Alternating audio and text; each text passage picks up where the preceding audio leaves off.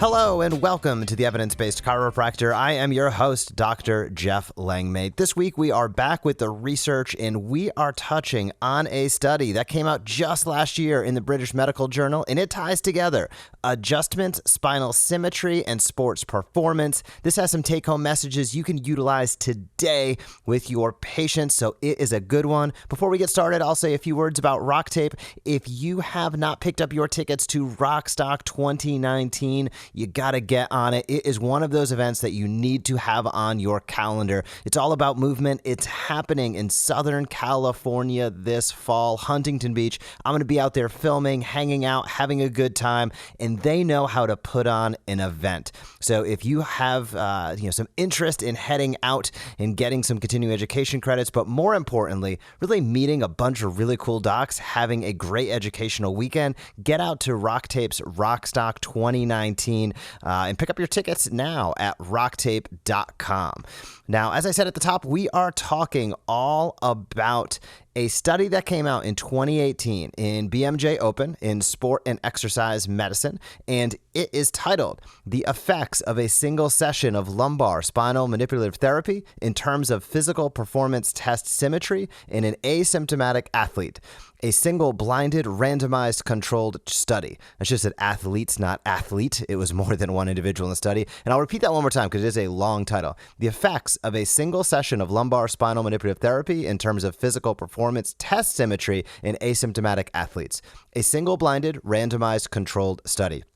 So what the researchers cite, which I thought was really, really interesting, were that musculoskeletal disorders in athletes, including spinal biomechanical challenges or dysfunctions, which are often asymptomatic, are believed to negatively influence physical performance in terms of symmetry. So that was interesting. I'd never really thought about it that way, but this kind of framed it in a way that made sense to me. And I think you're going to like what they found as they continued to go through and do some trials and do some tests. So basically what they did is they took a bunch of individuals and they used what is called a Symmetry Index.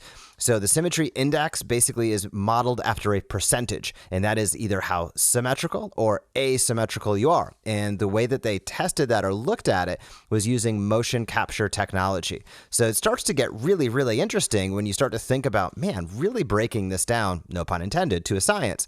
And they looked at it in sort of three different ways: static positioning, and then in two movements, squat and a counter movement jump. And they basically did a spinal manipulation and adjustment or a sham adjustment. So that was kind of the control. And they did pre and post. So static positioning, squat, and counter movement jump.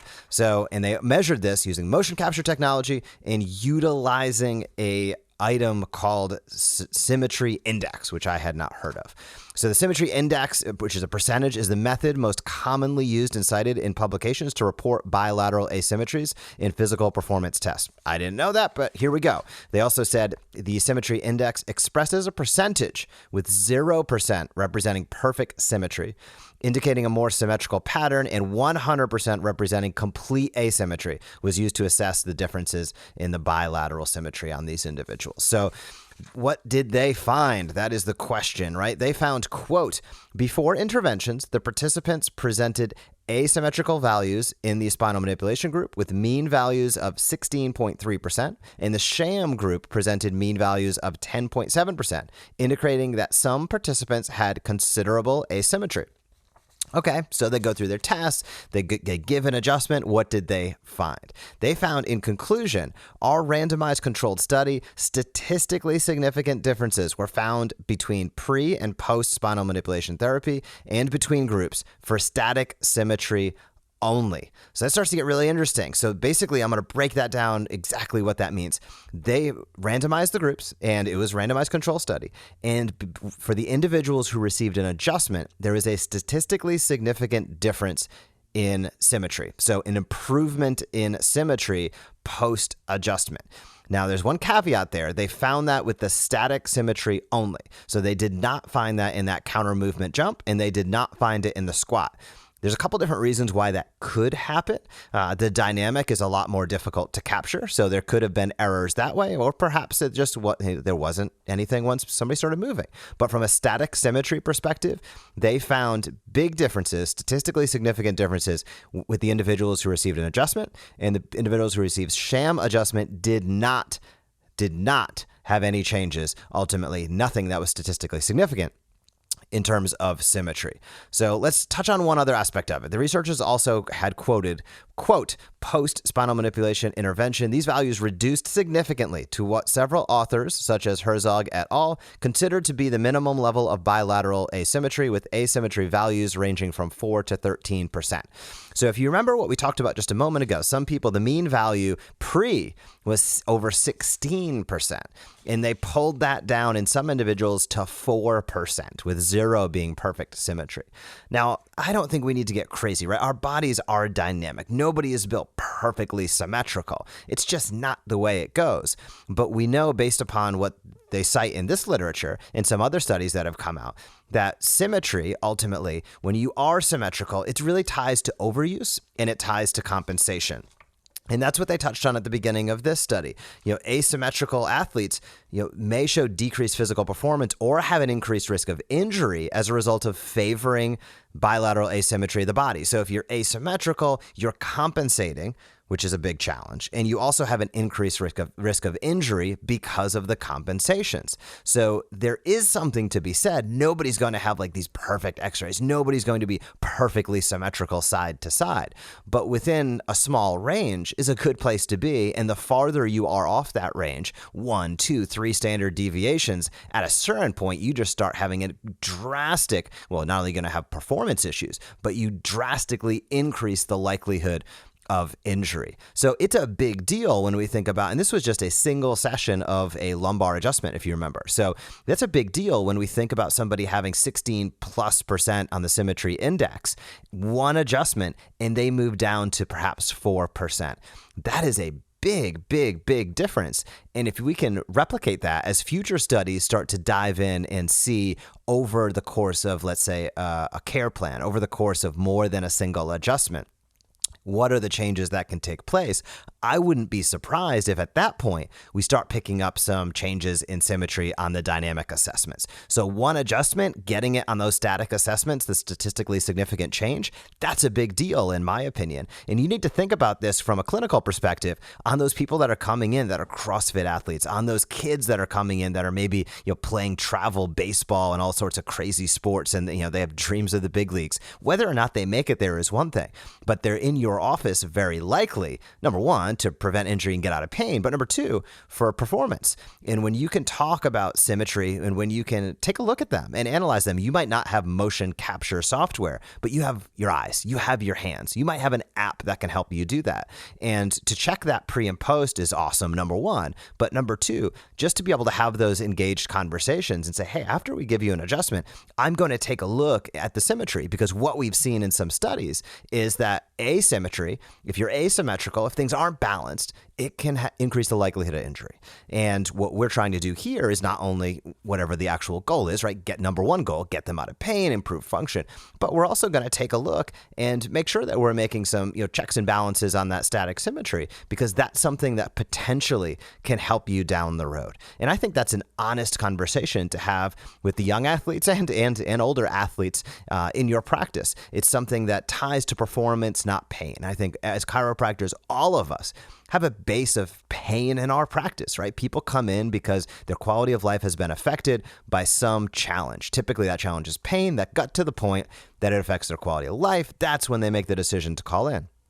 But chiropractic can be about so much more than just simply pain relief. Pain relief is the heart of it. You have to get through that. If somebody comes in for pain relief, you want to do everything you can to give them that pain relief as quickly as possible and as long lasting as possible. But the secondary component is performance. And I think that's an area where a lot of young chiropractors are going. It's exciting, and it's a great way to keep your practice dynamic as well. It doesn't lock you into long-term treatment plans or anything like that, but it really can focus you on having good, high-quality conversations with where somebody wants to go with their life. And if they only want pain relief, that's great. You can be there for them. You can be their guide for that and hopefully provide it at the highest level. But if they're looking for whether it be fitness and exercise, whether it be sports performance down the road, whether it might be injury prevention, whether it be just counteracting the repetitive stresses and the long commutes that they have day in and day out, you can be their advocate. You can not only teach, you can educate, you can entertain, and ultimately you can be their guide throughout the course of their life. Doesn't mean they'll be in your practice every day for their lifetime,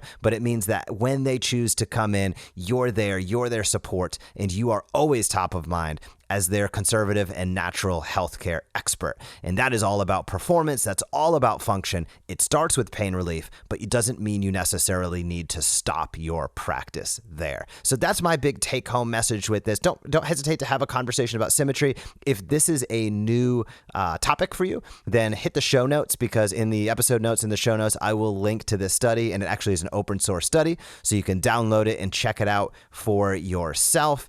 But bottom line is, take-home message, symmetry reduces the likelihood of injury. After a single session of adjustment, static symmetry dramatically improved.